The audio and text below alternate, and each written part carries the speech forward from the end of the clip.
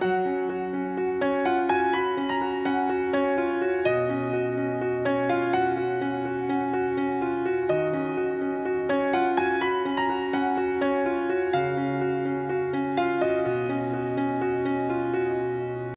les amis, j'espère que vous allez bien. Nous nous retrouvons aujourd'hui pour une nouvelle émission de À chacun son jeu vie. Et aujourd'hui, je vous propose de découvrir Olivia Favre et Xavier Fay. Bonsoir à tous les deux. Bonsoir. Alors, c'est la première fois qu'on fait un Zoom à trois, donc j'espère que ça va aller dans la technique. Et normalement, quand c'est la personne qui parle, elle doit apparaître à l'écran. Donc vraiment, je croise les doigts. Avant de vous découvrir, Olivia, déjà, je suis très très heureuse de te recevoir aujourd'hui sur ma chaîne.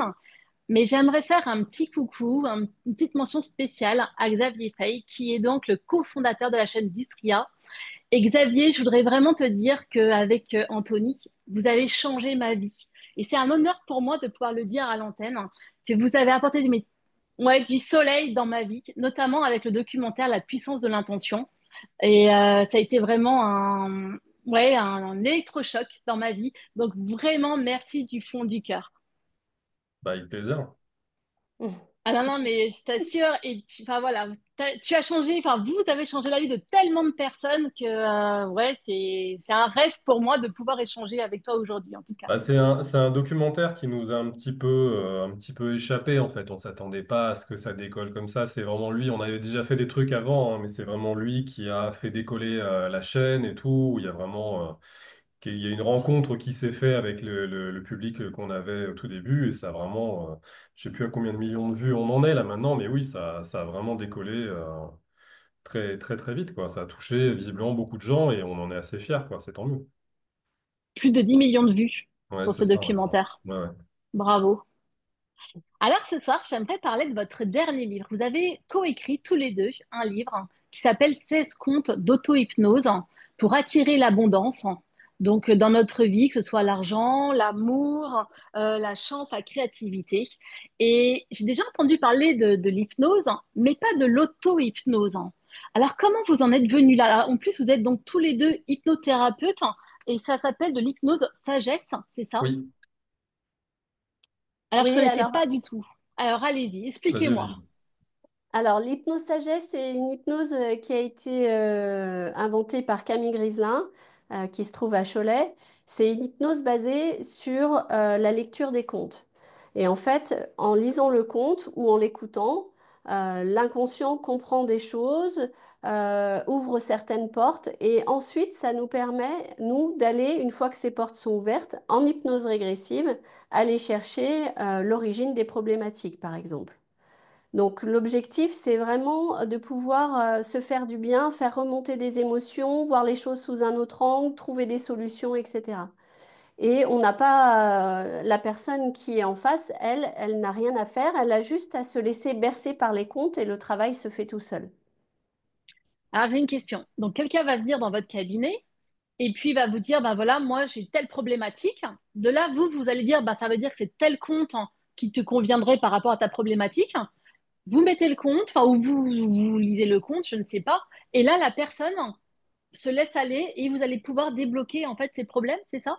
Exactement. C'est-à-dire qu'une fois qu'elle est installée, il y a des histoires qui vont lui parler, d'autres qui vont pas lui parler. Elle va prendre quelques messages, elle va reconnaître certaines situations et son inconscient petit à petit va trouver des solutions et il va se dire, ah bah plutôt que de faire comme ça, si je faisais comme ça, peut-être que ça m'apporterait plus de bonheur ou plus d'apaisement ou moins de colère, etc. Et effectivement, on choisit les comptes en fonction de la personne, des thématiques. Voilà. Après, ça Est-ce- dépend. Enfin, je sais que personnellement, j'attends pas de savoir la problématique de la personne pour choisir le compte. Tu vois, par exemple. Ah, d'accord. Moi, je vais avoir peut-être l'intuition de choisir une histoire plus qu'une autre. En général, moi, j'en racontais deux ou trois avant toute la phase d'hypnose régressive dont parlait Olivia, là. C'est des histoires qui vont préparer à ce moment-là. C'est-à-dire qu'on va faire un petit peu affleurer les émotions, voir sur quel mot on sent qu'il y a une réaction du corps ou il y a des émotions qui remontent un petit peu. Et déjà, ça va guider un petit peu le travail, un peu de recherche qu'il y aura en hypnose régressive, où là, on va plus venir faire parler le corps. On ne fait pas parler la personne, très très peu. On va demander au corps de Mhm. faire un signe, à l'inconscient de faire bouger le corps pour faire un signe, pour dire oui, et pas de signe pour dire non. Et en fonction de ce petit dialogue-là qui est assez restreint, on va réussir à savoir à peu près à quel âge a eu lieu le trauma, si c'est dans cette vie déjà ou dans d'autres vies, parce que ça peut aussi nous amener sur des vies d'avant, et savoir qui était présent à ce moment-là, qu'est-ce que la personne a ressenti, s'il y avait de la tristesse, de la colère, de la culpabilité. De l'humiliation, plein de choses comme ça, savoir qui était présent, dans quel contexte ça se trouvait. Et petit à petit comme ça, en fait, la personne va faire le lien, parce que souvent on laisse, enfin, moi je travaille comme ça, je pars du principe que l'inconscient, c'est une partie de nous-mêmes qui veut absolument nous aider très très vite. Donc lui, il a ces gros Mhm. dossiers qu'il a maintenus sous cloche depuis des années, qui attendaient juste le bon moment pour les verbaliser. Et lui, le seul moyen qu'il a, vu qu'il ne peut pas parler, bah, c'est qu'il va déclencher des situations de vie répétitives, donc par exemple des rencontres amoureuses qui sont toujours sur le même profil, des choses comme ça, des situations justement de perte d'abondance, où dès qu'il y a une rentrée d'argent, il y a immédiatement une galère qui va arriver, qui va venir reprendre tout ce que vous avez gagné, et des choses qui reviennent de manière répétitive, et il peut aussi se manifester par des petites pathologies au niveau du corps. Donc évidemment, après, il Mhm. y a toute l'histoire de la symbolique du corps qui peut aussi aider à déjà avoir des messages, des idées de direction. Et puis après, il y a tout le travail d'exploration qu'il y a justement en hypnose régressive, que les personnes peuvent aussi apprendre à faire en auto-hypnose, hein. Alors, les contes vont déjà beaucoup aider, hein, ça suffit en soi, mais ce travail-là va vraiment mettre, c'est un peu c'est de la chirurgie un peu plus précise, on va dire. On va vraiment aller trouver qu'est-ce qui s'est passé, enlever l'émotion qui bloque, et puis il y a tout un travail après de pardon, d'explication, de changement de point de vue. On va changer certains personnages dans la scène pour voir comment la scène aurait pu se dérouler autrement. Pour pas que ce soit la Mhm. personne qui pense être le, le, le, le centre de tout ce qui s'est passé, en fait. Et d'imaginer que si elle a été humiliée à un moment donné, c'est forcément parce qu'il y avait quelque chose chez elle, par exemple, qui était humiliant. Alors que non, en fait, c'est si je mets une autre personne en face, cette personne-là va peut-être la traiter avec beaucoup plus de bienveillance, de compréhension que quelqu'un qui va se moquer. Donc, si vous partez du principe que c'est vous le problème, normalement, tout le monde devrait se comporter de la même manière avec vous. Or, c'est pas le cas. Donc on Mhm. retire un petit peu de l'ego ou des choses comme ça de soi et on apprend à voir les choses avec un peu plus de douceur et à enlever des chapes de plomb, des espèces de costumes qu'on se met sur soi, souvent très petits, hein, c'est là où ça se façonne, et on enlève ça Mhm. progressivement. Justement, j'ai une question à vous poser. Est-ce que vous pensez que le fait de passer par des comptes en auto-hypnose, c'est plus facile pour justement se laisser aller? Je m'explique. Ma fille, alors elle a 22 ans maintenant, elle avait des petits soucis, donc je l'avais emmenée voir une hypnothérapeute et elle n'a pas du tout réussi en fait. Elle n'a pas réussi à lâcher prise, elle n'a pas réussi à, ouais, bah, à se laisser aller. Et je me dis, peut-être que les comptes, c'est plus facile. Parce que du coup, on a peut-être moins envie, enfin voilà, on peut être plus autorisé à lâcher prise si c'est un compte. Qu'est-ce que vous en pensez? Alors, moi, je trouve que c'est beaucoup plus facile. Par exemple, moi, je suis pas visuelle. Et en hypnose ericksonienne, on me demandait de m'imaginer dans une bulle ou de voir une Mm. flamme ou de penser à quelque chose. Et j'y arrivais pas. Je rentrais pas dedans, en fait. Alors Ouais, c'est ça. qu'avec les contes, on a juste à écouter une histoire. Donc, on se laisse bercer par l'histoire et on n'a pas à chercher à savoir si ça marche ou si ça marche pas. Tout le monde est capable d'écouter une histoire normalement. Donc, tous les gens qui sont capables d'écouter une histoire peuvent plonger en hypnose très facilement. Et oui. Il y Du a, coup, il y a on quel- gagne du temps. il Mm. y a quelque Pardon. chose aussi, c'est comme je te disais, vu que c'est souvent petit, que l'armure se fait, que la personnalité se façonne, quand on fait de l'hypnose, on s'adresse à l'enfant intérieur. Et un enfant, il adore les histoires. Il comprend le monde Mm. par le biais des histoires. Et il faut arriver, si vous voulez, mais on le fait même adulte, c'est-à-dire que il y a un film que vous allez aimer ou un livre que vous allez aimer, vous allez forcément vous identifier au personnage parce qu'il va y avoir des traits communs ou des choses qu'il va vivre qui vont être un petit peu similaires à ce que vous vivez. Et des fois, vous allez avoir la réponse dans un film ou l'inspiration. Par exemple, tu vois, tu parlais tout à l'heure de la puissance de l'intention. Le vécu de tous ces gens que tu as vus dans le documentaire, bah, ça t'a peut-être inspiré, ça t'a peut-être donné des réponses, des choses comme ça. C'était pas exactement ta vie, Mm. mais tu as fait des corrélations. Et le but des histoires, c'est ça, c'est de mettre la personne un petit peu loin de sa problématique. Dire, bah, voilà, il y a une histoire que je te raconte, etc. Mais comme si on parlait à... on prend pas les personnes pour des enfants, mais on va parler à l'enfant intérieur. Il faut quelque chose qui soit simple, qui Ouais, soit c'est ça. assez joli, assez poétique. Et c'est un peu la différence qu'on avait remarqué avec Olivia, parce on a été formé en hypnose érectionnelle au tout début. Et la manière dont on nous l'a appris, c'était quelque chose qui était très, très directif. On va beaucoup faire culpabiliser l'inconscient. On va dire non, Mm. tu ne devrais pas ressentir ça ou des choses comme ça. On va essayer de faire peur ou d'impressionner l'inconscient plutôt que de l'aider à voir les choses simplement autrement. Et le biais des histoires, je trouve que c'est génial. Moi, je sais que je m'inspirais beaucoup d'un. Il y a un grand Jacques penseur. Salomé, Alors, il y a Jacques non? Salomé, mais moi, c'est pas tellement lui. Moi, c'est un monsieur qui est moins connu, Ok, c'est Anthony de Mello. Anthony je de connais Mello, pas. c'est un grand sage indien qui est né en Inde, mais qui a appris, comment dire, qui a étudié en Angleterre, et du coup qui a ce pied un petit peu entre l'Orient et l'Occident, et donc il faisait beaucoup, enfin c'était beaucoup plus intelligible pour nous sa façon de parler que des penseurs indiens où des fois c'est un peu lourd, il faut vraiment se poser dessus. Mm. Et lui, il enseignait beaucoup par le biais de petites histoires. Il montrait un peu le ridicule de nos façons de penser par le biais de petites Mm. histoires. Et c'était plein de choses Mm. comme ça, et enfin, je trouvais que c'était assez joli, et c'était vraiment beaucoup plus percutant, et c'était très en douceur, il n'y avait pas d'ordre, il n'y avait pas de choses comme ça données, c'est vraiment une espèce de compréhension douce qui se fait, et ça lâche tout seul, en fait. Et du coup, le trauma derrière, ou l'émotion lourde, en fait, on l'autorise à se sentir déjà normal d'avoir été là, et à sortir. Parce que du coup, souvent, ce qui fait qu'on la bloque, c'est qu'on en a honte, ou on se sent coupable, donc on la met sous une chape de plomb pendant des années. Et là, on ouvre un petit peu la vanne pour que ça puisse sortir, que ça recircule un petit peu en nous. Et voilà, c'est là où c'est intéressant. Et les histoires, pour moi, je trouve que c'est vraiment ce lien-là avec l'enfance qui se refait. Alors moi, ce qui m'intéresse, c'est comment votre collaboration est née à tous les deux. Alors, on s'est rencontrés à Paris, justement, puisque on est partis tous les deux en formation en hypnose ericksonienne. Et pour ma part, ce qui était assez étrange, c'est que je voulais faire cette formation, mais quand j'ai contacté l'école, je me suis dit, ah, c'est peut-être pas ce qu'il te faut, mais j'avais une force bien plus grande qui me disait, non, mais il faut y aller, c'est là-bas que tu dois aller, et je comprenais pas vraiment pourquoi. Et en fait, après les 15 jours ou 3 semaines de formation qu'on a fait, j'ai compris pourquoi. Et de là est née cette collaboration avec Xavier, avec Annette, avec qui on a fait faire la paix avec ses vies antérieures, avec aussi Claire, avec qui pour l'instant on n'a rien fait, mais avec qui on fera sûrement quelque chose. Et puis plein d'autres personnes comme ça, Sonia Duchesne qui fait Mam Danse aussi. Enfin, plein de gens. euh, On était là au bon endroit, au bon moment, avec les bonnes personnes en fait. Et ça, c'était vraiment chouette. Et du coup, comment est né ce livre, 16 contes d'auto-hypnose? Comment vous avez imaginé les histoires? Comment vous travaillez ensemble? Vas-y, Olivier, si tu veux, je répondrai après. Ouais. Alors, en fait, on a écrit le premier livre qu'on a écrit, c'était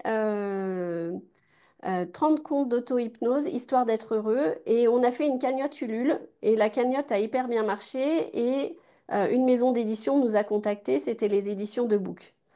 Et à partir de là, on a enchaîné sur plusieurs livres. Et donc, pour arriver à ce dernier qui est 16 contes d'auto-hypnose. Et donc là, on travaille sur un Google Drive. On écrit chacun nos histoires. Et puis ensuite, on compile. Et puis après, on se retrouve pour enregistrer.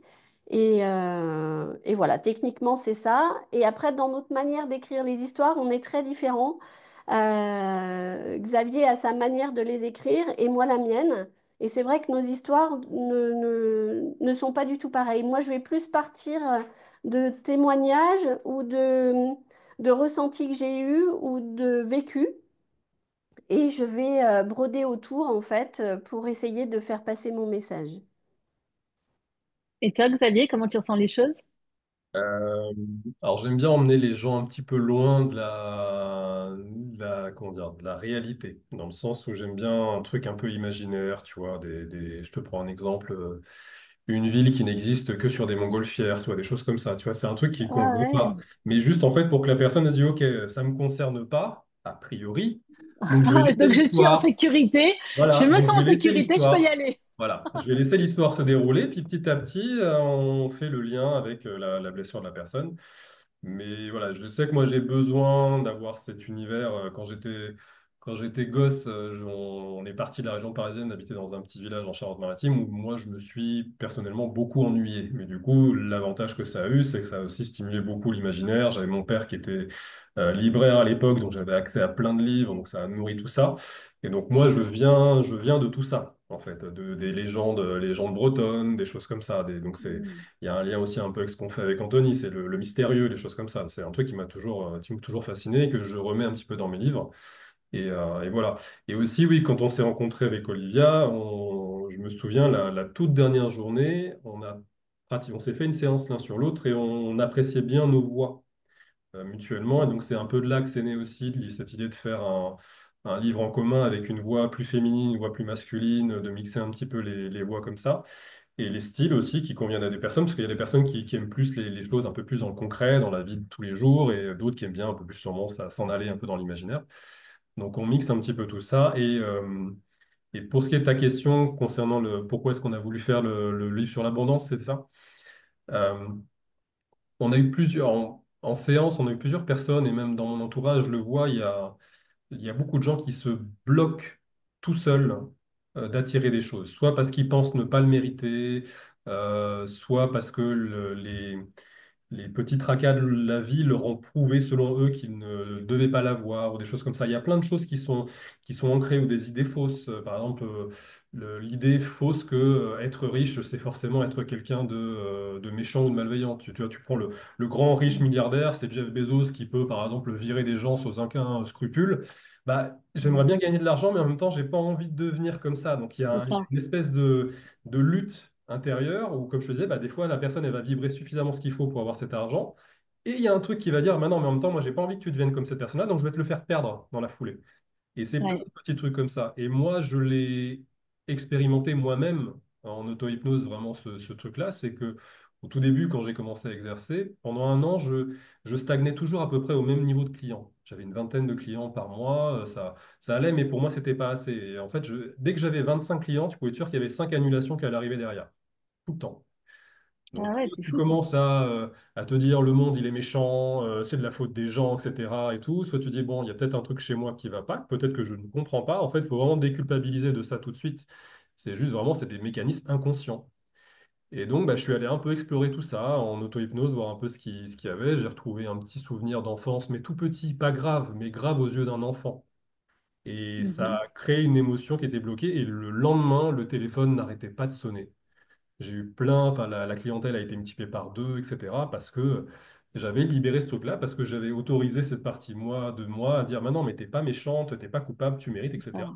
Et vraiment, c'est très très rapide. L'inconscient, il va très très vite pour faire les changements. C'est vraiment des modifications extrêmement rapides. C'est vraiment une autoroute. Parce lui, il n'a pas le temps à perdre. Il veut vraiment que vous alliez bien et que vous alliez bien vite. Et du coup, il vous transmet le bon message. Si vous arrivez à peu près à le décoder, à l'entendre. Alors, c'est bien de le faire avec un thérapeute parce qu'on peut encore plus lâcher prise, mais c'est quelque chose qu'on peut très bien arriver à faire soi-même. Bah, tu vois, en t'écoutant, j'ai l'impression que ça a débloqué quelque chose chez moi. Je rêve aussi d'être riche, mais Mhm. derrière, j'ai envie de dire, oui, mais attention, si j'y arrive, je vous promets que je suis gentille. Tu Oui, vois? Tu m'as débloqué ça, en fait. mais parce Parce qu'en que, fait, je ne comprenais pas, mais j'ai oui, envie qu'on pense que je suis gentille. Enfin, mais parce que pas qu'on pense, l'argent, qu'on... alors c'est pour ça que, tu vois, dans certaines histoires, dans celle de la plume là, qu'on a Mm. diffusée, par exemple, ce que j'essaie de transmettre, c'est que bon, pour recevoir, bah, faut aussi apprendre à donner. Donc, je laisserai les gens regarder l'histoire, mais en gros, l'argent, c'est un outil, c'est ni bon ni mauvais. C'est-à-dire que ce que je dis aux gens, c'est comme un marteau. Tu peux t'en servir pour taper sur des gens ou pour construire une école. C'est toi qui vois. Donc, si toi, Mhm. tu imagines qu'avec cet argent, tu vas faire du bien aux gens que tu aimes, que tu ressens cette joie de leur faire plaisir, etc., bah, ça va venir Mm. beaucoup plus naturellement. C'est pas quelque chose où tu enrichis, tu gardes de côté et tu gardes juste pour toi. C'est quelque chose qui circule. C'est parce que tu vas en avoir plus, tu vas pouvoir en donner plus. Et c'est quelque chose qui est circulant et du coup, ça libère quelque chose, je trouve, dans la façon d'accepter cet argent-là. C'est pas pour s'enrichir purement personnellement, c'est pour que ça bénéficie à tous les gens autour de nous. Ouais, mais tu vois, j'ai peur du regard des gens. Ou alors, il faudrait que je me justifie, tu vois. Genre, Et- Ouais. ben voilà, j'ai l'argent, mais voilà, c'est pour offrir au monde ou c'est pour faire des belles choses, tu vois. Tout de suite, derrière, il faut que je me justifie. mais Mais parce en même que temps, les gens. Oui, vas-y, Olivia. Ouais. En même temps, il faut bien comprendre que si les personnes qui sont dans la douceur, qui ont envie de faire du bien au monde, ne s'autorise pas à avoir de l'argent, ça veut dire qu'on laisse l'argent à toutes les personnes qui sont dures, qui sont dans la violence. Et quelque part, ça n'a pas de sens et c'est pas juste en fait. C'est vrai, c'est vrai. Donc, il faut aussi changer le regard qu'on a sur nous, mais aussi sur les autres, pour se dire, eh ben, moi, je veux être quelqu'un qui a de l'abondance d'amour, de temps, d'énergie, et d'argent, parce que je veux pouvoir faire du bien dans ce monde. Et, euh, et il n'est pas question, quelque part, de laisser gagner tous ceux qui sont durs, tous ceux qui sont violents, tous ceux qui veulent avoir du pouvoir ou des choses comme ça. On peut très bien se dire, bah, maintenant, nous aussi, les personnes qui sont bienveillantes, on a le droit de revendiquer ça parce qu'on veut faire encore plus de bien dans ce monde-là, en fait. Mm. Et en fait, il faut te dire qu'au-dessus de nos têtes, on a comme un espèce de robinet à abondance et tout le monde là. C'est-à-dire que ce n'est pas parce que pour toi, il serait ouvert ou que tu t'autoriserais à l'ouvrir que les autres devraient t'envier, en fait. Ils peuvent l'ouvrir aussi. C'est tout le monde Oui, mérite oui. ça. C'est pas juste toi, c'est tout le monde le mérite simplement. Tu as des gens qui vont avoir deux choix, soit être inspirés par toi et essayer de faire la même chose, soit rester dans l'inaction et te jalouser. C'est plus confortable parce qu'on fait rien. Et on pense que qu'on est victime des circonstances de la vie, qu'on peut jamais agir. Et là, c'est un choix qu'ils font. Mais si tu te bloques à cause de cette vision déformée de la réalité, c'est dommage pour toi, pour la petite fille qui est au fond de toi, parce qu'elle a des rêves, elle a des choses à accomplir.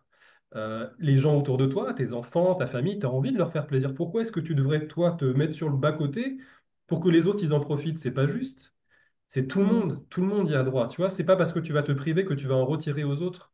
C'est au contraire, si tu le fais, tu vas faire monter les autres avec toi. Les gens, tu vas les inspirer. Ils vont dire, ouais, ok, par exemple, tu disais qu'au tout début, il y avait un peu de timidité, peut-être chez toi, tu as commencé à faire des conférences, etc. Et parce que tu l'as fait, bah, imagine tous les gens timides là, qui te voient faire, qui t'ont vu faire ce chemin, Mm. comment ça peut les inspirer. Et ben, c'est Mm. exactement pareil pour l'abondance, pour moi. Et encore là, on traite du sujet de l'argent, mais c'est pareil pour l'amour, c'est pareil pour la créativité. Quelqu'un qui cherche à créer quelque chose, il a l'impression qu'il a rien, et puis petit à petit, il va commencer à s'inspirer d'autres gens, il va commencer à faire des choses différentes, aller voir d'autres auteurs, d'autres personnes, aller parler avec des gens avec qui il n'aurait pas eu le courage de parler avant, et ça va débloquer quelque chose. Mais ça, c'est quelque chose, c'est un oui qu'il faut se donner, et c'est pas, quand on dit oui à soi, on ne dit pas non aux autres. C'est tout le monde peut dire la même chose. Oui. Toi, tu prives pas les autres parce que toi, tu t'autorises à être heureuse. Voilà. Et du coup, dans votre livre, quel conte me serait adapté par rapport à cette problématique de l'argent dont on vient de parler? Bah, il y a tout le premier, enfin c'est la première séance. Il y a quatre histoires. C'est celle où moi je crois que je suis tout seul dessus. Ouais, c'est ça. Il y en a une plus sur les amours, où là ça va être plus être Olivia. Il y en a une sur la créativité, et la troisième qui est sur le. On a mis plusieurs choses un peu dedans. Il y a l'abondance de temps, Olivia, oui. Ouais, de temps, de travail, en fait, être bien dans sa vie de tous les jours. Ouais. Donc c'est plutôt Donc, la première. normalement, Ouais. avec votre livre, tout est enregistré aussi, c'est-à-dire qu'on Oui. peut avoir les deux, la version écrite et la version orale.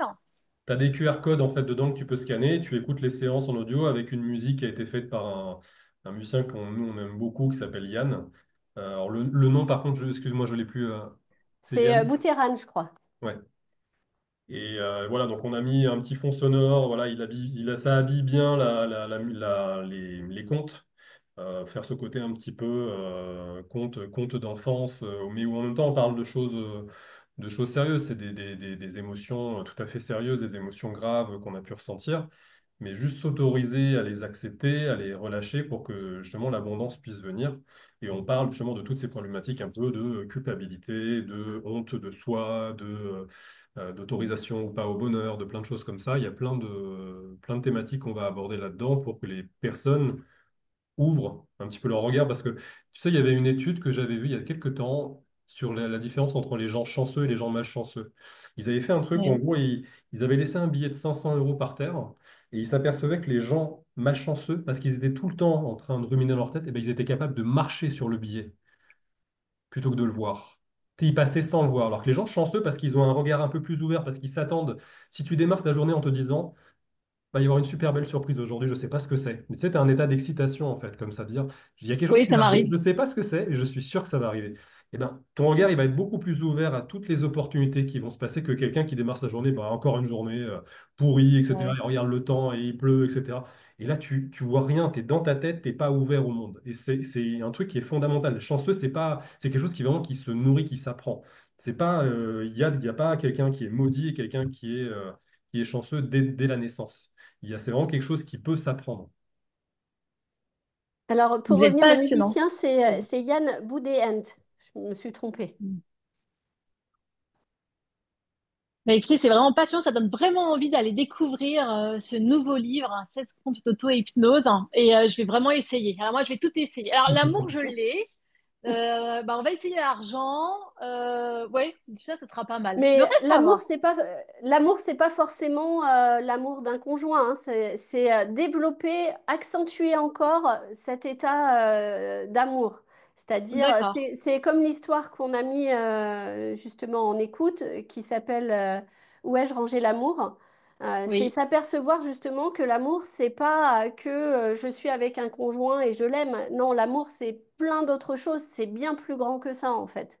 L'amour, ça va être quelqu'un qui nous prépare un feu de cheminée parce qu'il fait froid, Mm. ou qui va nous donner une veste en plus parce que on a froid, ou on va glisser un petit mot dans le cartable de nos enfants pour leur dire de passer une belle journée. En fait, l'amour, c'est plein de choses, c'est plein de petites choses. C'est pas forcément une grande chose. Et donc, dans cette séance, c'est développer tous ces amours-là, pas forcément l'amour d'un conjoint, c'est l'amour en globalité, l'amour pour les gens, l'amour pour la planète, l'amour pour les animaux. Enfin voilà, c'est être dans l'amour en fait. D'accord. Et donc, ce livre sort le 13 mars, hein, si j'ai bien retenu la Oui, date. Donc là, dans quelques jours, hein. oui. Oui, oui, oui, il est bientôt là et on est très content parce que la couverture est magnifique en plus. C'est Oui, c'est Emma vrai. Gergouz qui l'a fait, c'est elle qui nous suit depuis le début et elle a fait vraiment une couverture superbe. La maison d'édition a aussi bien travaillé dans la mise en page et il est aussi beau que agréable, voilà, à écouter, à voir. Vous avez un exemplaire là avec vous pour le montrer à l'écran? Ouais, alors moi j'en ai un, mais je vais être à l'envers. Ah, super. Non, Mais je crois que je vois pas très bien, mais non, je crois que c'est à l'endroit. bon, et ben parfait. Et Ouais. voilà, donc il y a des doubles Ouais, j'aime pages. beaucoup les Enfin, couleurs. il est vraiment très beau et il y a plein de d'illustrations dedans. Je vais essayer d'en trouver une. Hop, Ah ouais, j'en ai vu passer une. voilà. Et Ah oui. il est vraiment magnifique. Ah. En fait, Ouais, pour expliquer un effectivement. petit peu comment c'est, si tu veux, au tout début, tu as ce qu'on appelle des mises en transe. C'est des petits textes un petit peu alambiqués pour faire lâcher un peu le mental. C'est fait exprès. D'accord. C'est pour justement que la personne voilà, lâche déjà un petit peu. Et ensuite, parce qu'il y a dans une séance d'hypnose, tu as trois étapes. En gros, tu as la phase t'as la phase de mise en transe, tu as les comptes et tu as la phase de régression. Et après, tu as, le pardon, la visualisation et des choses comme ça pour aider à remettre du neuf. C'est-à-dire qu'on enlève du mauvais et on remet du neuf à la place. On ne laisse pas la personne partir comme ça.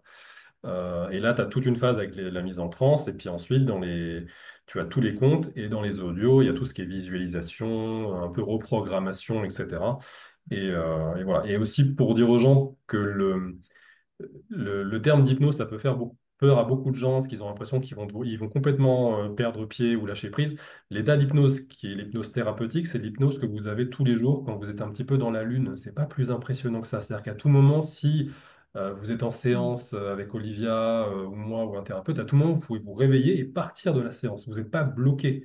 C'est pas quelque chose. Vous acceptez d'y rester parce que vous sentez que ça vous fait du bien, etc. C'est un état qu'on a plusieurs fois par jour où on laisse un peu voilà, l'imaginaire dérivé, voilà, sans spécialement de destination précise. Et c'est souvent là d'ailleurs où il y a les bonnes intuitions qui arrivent. C'est quand on laisse un petit peu C'est vrai. tomber le bruit du mental. Et l'hypnose, elle sert justement à ça, c'est à endormir un petit peu ce mental qui est très contrôlant, qui bloque beaucoup de choses et laisser un peu plus, voilà, une part un peu plus douce, un peu plus intuitive de nous-mêmes, nous apporter les bonnes réponses, etc. Mais il faut endormir un petit peu cette partie-là. C'est pour ça que vous avez souvent, par exemple, quand vous avez des grands matchs de foot à haute intensité, vous avez une page de pub entre les deux, et en fait, c'est là où ils vous bombardent d'informations parce qu'il y a un relâchement qui se fait. Mhm. C'est très étudié, tous ces trucs-là, hein, et du coup, bah, vous vous retrouvez avec une envie d'acheter du dentifrice d'un coup, sans aucune raison. Et c'est plein de, mais c'est voilà, c'est très étudié, c'est des neurosciences, mais voilà, l'hypnose, vous en vivez vraiment tous les jours. C'est pas quelque chose de, c'est pas l'hypnose de spectacle où vous verrez, où effectivement, c'est une petite partie de la population qui est très sensible à ça et qui fait vraiment des choses complètement dingues. Mais là, ça n'a rien à voir. C'est pas du tout la même orientation. Et quand on conduit, moi, ça m'arrive plein de fois. Oui. J'arrive chez moi et je suis incapable de te dire par où je suis passée.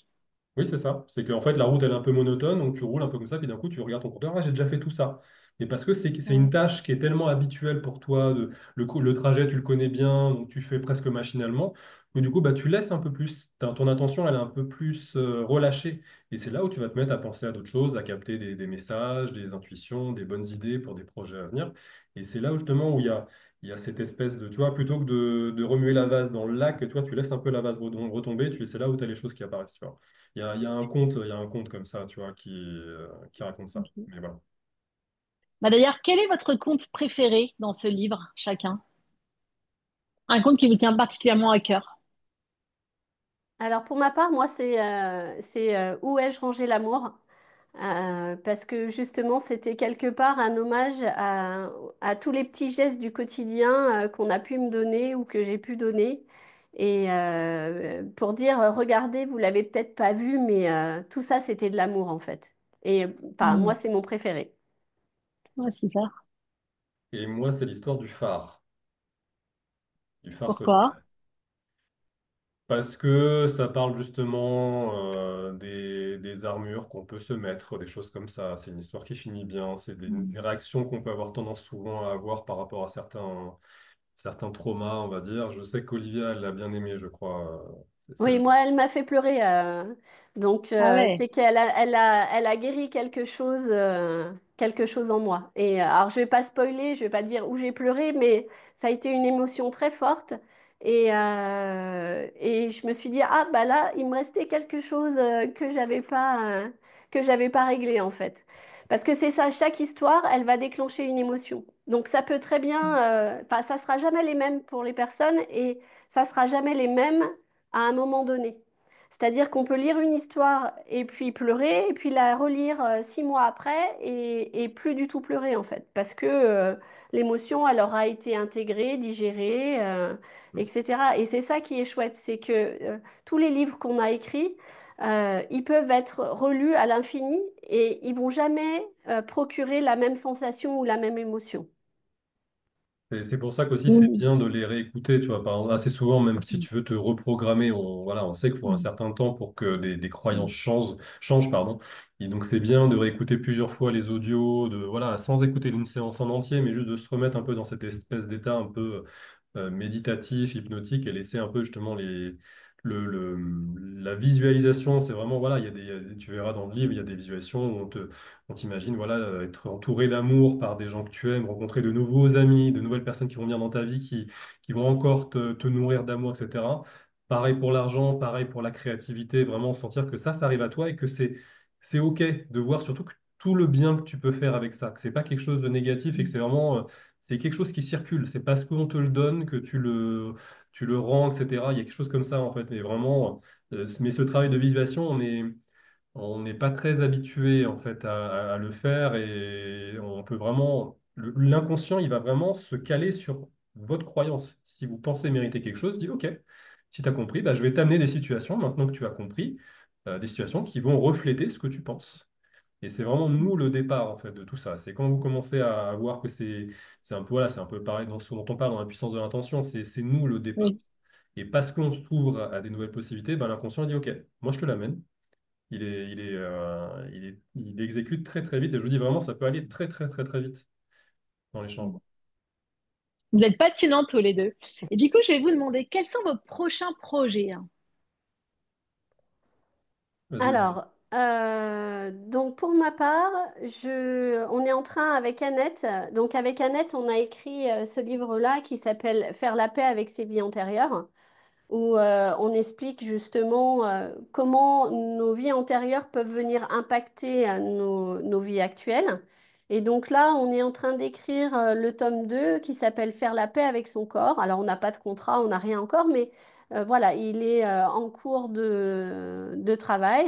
On a d'autres projets avec Xavier, mais je le laisserai expliquer tout ça. Et puis moi, je travaille aussi sur des formations que je donne en hypnose régressive, justement, pour permettre aux praticiens en hypnose d'avoir un perfectionnement au niveau de l'hypnose régressive. Voilà. Donc tu formes en fait, tu formes des Ouais. praticiens. Je forme des D'accord. praticiens en petits groupes, soit une, deux ou trois personnes maximum, sur des semaines dédiées. D'accord. Et on reçoit des gens et ils pratiquent, ils font des séances. Donc, soit ils utilisent l'hypnose sagesse, soit d'autres types d'hypnose. Je suis ouverte à tout. Et après, on va derrière faire de l'hypnose régressive pour aller trouver l'origine des problématiques, pourquoi les gens dorment pas, pourquoi ils ont des phobies, pourquoi. Donc, on peut remonter aussi bien dans cette vie actuelle, dans l'enfance, mais aussi dans la vie intra-utérine ou dans les vies antérieures. Ça dépend des problématiques de chacun. Et tu as un calendrier déjà avec tes formations? Oui, elles sont sur le site internet. Et puis après, je m'adapte. D'accord. C'est-à-dire que s'il y a quelqu'un qui me dit, là par exemple, j'ai une dame qui m'a dit, je peux cette semaine-là, je suis toute seule. Et ben, la semaine prochaine, on fait une semaine de formation pour elle toute seule. Ah ouais, Voilà. super. Donc ça peut être. Par contre, c'est en présentiel, ça peut pas être en visio. Parce que comme on D'accord. pratique, il faut vraiment qu'on soit ensemble en fait. Et donc dans quelle ville? Donc je suis à Monistrol-sur-Loire. C'est une ville entre Le Puy-en-Velay et Saint-Étienne, en Haute-Loire. D'accord. Ok. Je vois. Bah super. Et toi, Xavier, quels sont tes projets alors? Bah déjà, on a plusieurs livres de prévus avec Olivia. Donc, comme je te disais, il y en a un qui va sortir là, en courant, je crois que c'est septembre, il me semble, septembre-octobre, Ouais, c'est ça. sur tout ce qui est un peu plus la culpabilité, la honte, les choses comme ça. Vraiment des émotions qui sont D'accord. assez lourdes parce que on s'est aperçu beaucoup en séance que c'est le premier rideau, on va dire, avant d'attaquer la vraie émotion derrière.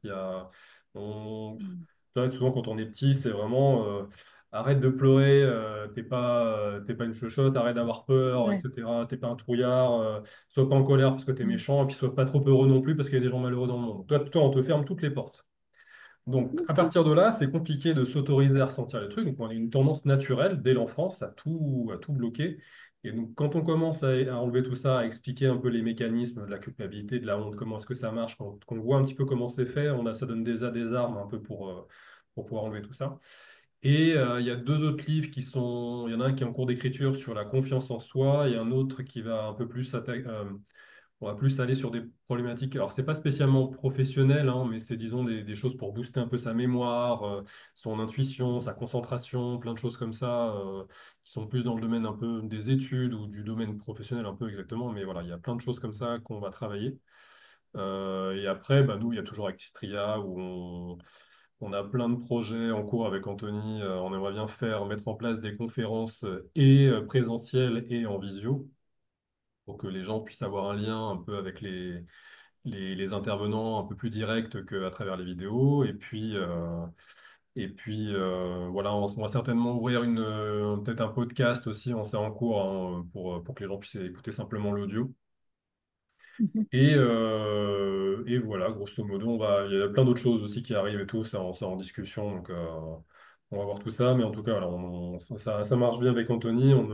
On a besoin d'aide un peu pour les vidéos, parce que les gens, ils s'imaginent tout de suite que Tistria, c'est une énorme boîte très très grosse, etc. Alors qu'en fait, on n'est que deux, on fait ça sur notre temps libre, avec nos peu de moyens à nous, on n'est pas du tout aidé, on n'a pas de sponsor. Donc on a vraiment besoin de l'aide des gens pour continuer à faire ce qu'on fait et puis voilà, pour De professionnaliser. quelle manière? De quelle manière on Euh, peut vous aider? S'ils peuvent faire, bah, c'est juste des dons en fait, c'est nous aider aussi financièrement parce que bah, tous les trajets D'accord. en train, on les paye nous-mêmes parce qu'on va toujours chez l'intervenant, Mhm. la location de matériel audio, les traducteurs parce que là on va traduire les vidéos, des vidéos en anglais, parce qu'Anthony a une chaîne en anglais en fait qui s'appelle c'est Anthony Chaîne Production.